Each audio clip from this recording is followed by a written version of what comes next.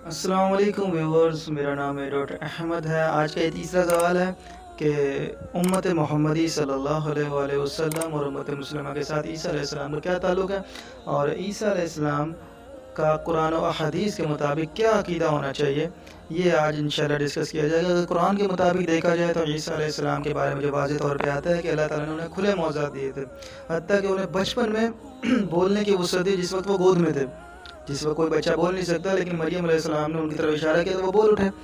اس کے بعد انہیں جوانی میں بھی ایسے کہہ لو کہ معجزات عطا کیے کہ خدائی صفات کے حامل، کہ انہوں نے زندہ بھی کیا مردوں کو، اور پرندوں کا مٹی کا پتلا بنا کے اسے زندہ کر دیا، اندھے کو آنکھیں دے دی۔ آخر میں یہ بھی کہا کہ بھائی تم گھر میں جو چھوڑا ہے وہ بھی میں تمہیں بتا دیتا ہوں، وجہ یہ تھی کہ تم اس کی صداقت پہ ایمان لاؤ جس نے مجھے یہ معجزات عطا کیے۔ اس کے بعد انہیں سولی پر لٹکایا گیا باقاعدہ یہودیوں کے مطابق، حالانکہ قرآن اس کے بارے خلاف ہے۔ قرآن کہتا ہے کہ جس کو تم نے سولی پر لٹکایا وہ تو عیسیٰ علیہ السلام کا ایک شبیہ تھا۔ عیسیٰ علیہ السلام کو تو اللہ نے اپنی طرف اٹھا لیا تھا، اور اللہ تعالیٰ نے فرمایا کہ میں تجھے وفات دوں گا اور تجھے اپنی طرف اٹھا لوں گا۔ قرآن کے الفاظ یہی ہیں، تو وفیت کے الفاظ آئے ہیں تو وفات کے معنی میں آتا ہے، وہ کہتا ہے زندہ اٹھا لیا تو بھائی اس کی مرضی۔ اس موضوع پہ میں بات کر لیتا ہوں اگلے پیراگراف میں، کہ اگر ہم کہتے ہیں کہ عیسیٰ علیہ السلام، اب قادیانیوں کے شبہات کے ازالے کے طور پہ کہہ رہا ہوں، کہ عیسیٰ علیہ السلام کو وفات شدہ ماننے پہ انتہا درجے میں بڑا فائدہ ہے، دو زبردست فائدے ہیں جن کو میں سر فہرست رکھ سکتا ہوں، اور حیات ماننے میں میرے خیال سے کوئی فائدہ نہیں ہے۔ اور قرآن بھی ہم سے یہ عقیدہ نہیں طلب کرتا کہ ہم عیسیٰ علیہ السلام کے بارے میں یہ عقیدہ رکھیں کہ وہ زندہ ہے۔ زندہ ماننے سے کوئی فرق نہیں پڑتا، میں کہتا ہوں بھئی اگر کوئی زندہ مانتا ہے تو مانے، مجھے اس سے کیا، لیکن اللہ کی طرف سے کسی ایسی ہستی نے اب نہیں آنا جو کہ یہ کہے کہ جو میری پیروی کرو، میں اللہ کی طرف سے آیا ہوں اور سب کچھ چھوڑ دو۔ یار ایسے کیسے ہو سکتا ہے؟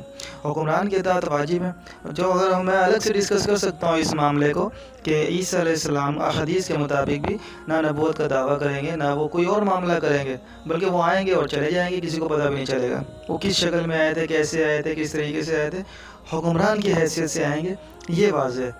باقی تفصیل بھی احادیث میں آتی ہے جس سے کہ دین پہ کسی قسم کا فرق نہیں پڑتا۔ اگر ہم دیکھیں تو وفات شدہ معاملے پہ کہ وفات ہے عیسیٰ علیہ السلام کی وفات کے اس میں اگر ہم دیکھیں تو دو بڑے عظیم ترین فائدے ملتے ہیں، وہ یہ کہ سب سے پہلی بات کہ لوگ امیدیں اور آسے لگانا چھوڑ دیں گے۔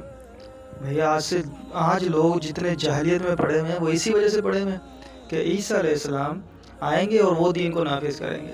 حالانکہ ہر انسان کی ذمہ داری ہے۔ خالد بن ولید، عمر بن خطاب اور جتنے بعد کے لوگ آئے ہیں، حضرت علی المرتضیٰ رضی اللہ عنہ نے جتنی کوششیں کی ہیں وہ 100 کی ہیں، وہ اسی لیے کی گئی تھی کہ دین کو نافذ کیا جائے۔ دین کو نافذ کرنے کے لیے انہوں نے کوششیں کی تھی، اور وہی ذمہ داری انہوں نے آگے تک پہنچائی تھی۔ رسول اللہ صلی اللہ علیہ وسلم نے حجۃ الوداع کے موقع پہ یہی فرمایا تھا، جو میں آج تمہیں بتا رہا ہوں وہ آگے بھی جا کے پھیلاؤ، اگلے لوگوں کی ذمہ داری میں یہ باتیں ڈال دو کہ وہ اس پہ عمل کریں۔ ایسا نہیں تھا کہ آخر میں کسی عیسیٰ علیہ السلام یا کسی اور بندے کے سپرد اللہ تعالیٰ نے یہ ذمہ داری ڈال دی کہ وہ آئے گا اور اس دین کو نافذ کرے گا۔ دوسری چیز، عیسیٰ علیہ السلام وفات پا چکے ہیں۔ قادیانیوں سے پوچھو بھائی تم اس سے کیا نتیجہ نکالتے ہو؟ عیسیٰ علیہ السلام وفات پا چکے، انہوں نے تو آنا تھا، اگر وہی نہیں آ رہے تو ٹھیک ہے بھائی، کسی نے بھی نہیں آنا۔ قادیانی کیوں بن بیٹھا ہے نبی؟ قادیانی ملعون ہے، کذاب ہے، دجال ہے، حرامی ہے، کیونکہ اس نے حرام دعویٰ کیا ہے۔ اللہ تعالیٰ نے منع کیا تھا، اللہ تعالیٰ نے حرام کیا اس معاملے کو کہ اللہ کی طرف کسی ایسی بات کو منسوب کیا جائے جو اس نے نہیں کہی۔ رسول اللہ نے بھی ایسی باتوں کو حرام کہا ہے، تو یہ دونوں کام قادیانی، مرزا غلام قادیانی نے کیے ہیں، اس لیے وہ حرامی ٹھہرا۔ میں گالی نہیں دے رہا یار، گالی نہ سمجھیں اس کو، یہ اس کی صفت ہے، اس کے اندر یہ صفت پائی گئی ہے، حرامی کی صفت۔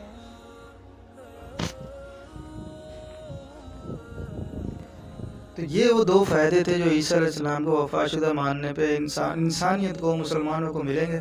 باقی میں مزید اس کی جو انٹرپریٹیشن کر کے بائبل کے حوالے سے بھی میں احادیث لگا دوں گا کہ یہ عقیدہ بائبل سے ہے۔ بائبل میں کتنے واضح طور پہ عیسیٰ علیہ السلام کہتے ہیں کہ اس کے بعد میں بھی آؤں گا۔ تو پھر بنی اسرائیل کے لوگ پوچھتے ہیں کہ آپ اسی قوم کے لیے آئیں گے یا کسی اور قوم کے لیے آئیں گے، کس قوم کے بادشاہ ہوں گے؟ تو عیسیٰ علیہ السلام کہتے ہیں یہ جاننا تمہارا کام نہیں ہے۔ تو یہ ایک واضح ترین بات ہے کہ یہ احادیث میں جو ہماری طرف ہے لوگوں کے بیانات ہیں، لوگ بیان کر رہے ہیں، لوگوں نے بیان کیا ہے کسی طریقے سے قصے کہانی بنا کے۔ باقی اگر کوئی مانتا ہے تو مانتا جائے، لیکن عقیدہ یہ ہونا چاہیے کہ اللہ کی طرف سے کسی اور ہستی نے، کسی اور منصوب الہی کلام نے، کسی اور اللہ کی طرف سے بھیجے کسی ولی اللہ نے، کسی نے نہیں آنا، نہ وہ خضر نے آنا ہے، نہ کسی اور نے آنا ہے، کوئی نہیں آ سکتا۔